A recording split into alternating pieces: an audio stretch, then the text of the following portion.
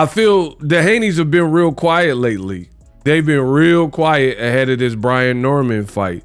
And I find that to be a bit weird. They did, however, say something. I will discuss that in this video and give you guys my thoughts. What up, Fight World? It's your boy Ego, and I'm back with some more boxing. Now, I tried to tell y'all, and to all the Haneyacks that watch the channel, Bill Haney, he does a lot of like propaganda. I've already mentioned that. And I find it funny because you had Bill, who before the fight, he was doing all this like big, he always like turns what could be something minor into a big production, right? Hooting and hollering, shouting, going on Twitter, doing interviews about it, right? And remember this circus that he created for VADA testing. He was like, VADA, VADA, VADA, what do you have to hide? Brian Norman signed up for VADA. No, you cannot go on vacation. Do what the Haneys say. And the Haneys were pressing all this stuff about VADA, VADA, VADA, VADA. Brian Norman said, let me start at the beginning of August, right? After I get back from vacation. They said, no, that's not good enough. Why do you need the extra time? And then, long story short, the Normans succumbed and said, for the greater good, you have nothing to hide. Just go along with it. And then they did the additional testing. Turkey, they mentioned in the interview, he only required a certain amount of weeks of testing, but they doubled it per the Haneys because the Haneys feel a type of way because of what Ryan did. And although I can understand nobody wants to get duped, but that was a completely different fighter.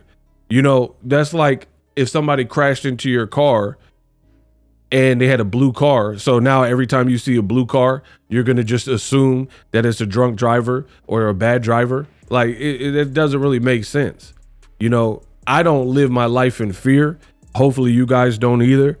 So I don't go through life like looking at life like that. Like because this happened or because one person was a POS, that means everybody is on some, you know, grimy stuff. But to each his own. But the point I'm making is the Normans did what you said you wanted, which was the extra testing. And it's like now the Haneys don't really have any material because it's like, I don't know if they were trying to find a way out of the fight, but I'm so glad the Normans didn't give them that window because it could have been a bigger problem. If the Normans said, you're not our boss, you don't tell us what to do, we'll only do what Turkey tells us to do, then who knows? Maybe the fight gets canceled. Maybe it gets canceled because you look at Manny Pacquiao. I believe my fight put $45. He's going to buy me. When Floyd Mayweather tried to dictate initially to Pacquiao, and he was like, yo, you gonna take this test. All I want is an even playing field. Pacquiao, take the test. If you have nothing to hide, take the test. And Manny Pacquiao was like, I don't like needles. Like he was saying he don't like needles, even though he has tattoos and all this type of stuff. So that fight fizzled out at that given moment because Pacquiao and Freddie Roach were making excuses saying, we're not listening to Floyd. Why should we do what Floyd wants us to do? And as a result, we didn't get that fight for 6 years. So it could have went all the way left if the Normans did that. So I'm glad that they just conformed and gave the Haneys what they want. But now fast forward to the future, you see the Haneys don't really have no material. So for me, I think they really realize that we picked somebody who is insanely dangerous.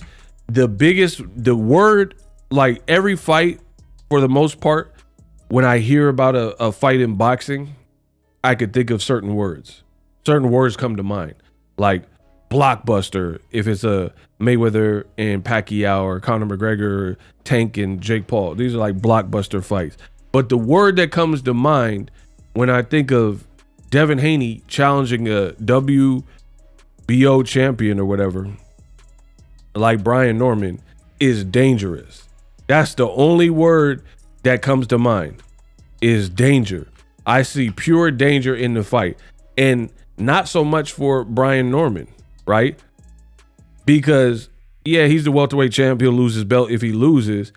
However, he already signed a multi-fight extension with Top Rank. And you guys would know this if you follow my social media, because I'm not making a video about everything. I've been in the game too long. Everything's not video worthy. I'm one person. Thank you to all the people who sent cash apps, super thanks, and just any type of love. I appreciate it.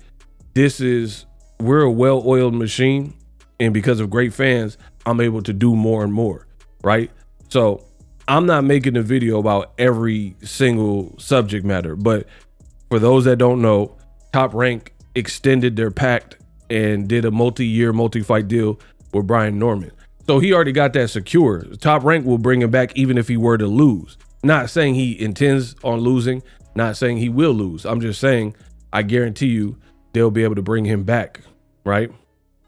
So for me, that shows that Top Rank has some faith in Brian Norman being successful, or they're willing to work with him even if he's not, because they wouldn't have signed the extension before the Haney fight. So they probably really like their chances with Devin Haney, to be honest. And I think it's a highly dangerous fight.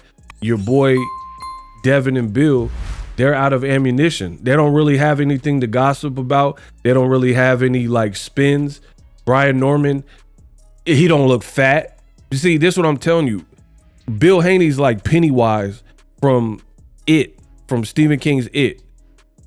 Tries to like take something and then he'll embellish it and like feast on your fears or whatever. So if Brian Norman looked out of shape, then he would use that angle. If Brian Norman looked suspicious and didn't want to sign up for VADA, then he'll use that angle, and so on and so forth. I haven't really heard much from the Haneys ever since they did the extra VADA. So it's like they don't have no spin. They don't have no new angle to attack the Normans with. So it's just been like focus. And I think they know it's a super dangerous fight. However, Bill Haney did put something, and he put this tweet. It says, too fast, too strong, too smart, too big, question mark. Too big, pause. Too big sounds a little bit crazy. This is your first fight at welterweight, and you're saying he's too big for the welterweight champion. So with the snack and Devin Haney, that shows the weight he's been fighting at has been capped, and he should have been moved up. If you keep moving up to 140 and 147, and you keep saying everybody's too little, you're too small, you're too little, that means you weren't fighting at the proper weight class. That's what that means. It says the world will see November 22nd, hashtag Haney Norman. Hopefully we get a good fight, man. Somebody in the comment section says, laughing my off, all Brian Norman got to do is spam the left hook. See, I still think that Haney, I really believe the Haneys were pressured into this fight, and it's a super dangerous fight. I truly believe that in my heart of all hearts. I think the plan was Ryan Garcia. They were down to do that maybe, and Ryan came up short. So now to stay in Turkey's good graces, you got to go with whatever else he had on the menu. Teofimo fight didn't work out, so it got to them offering boots. That didn't work out because he's moving up to 54. Problems.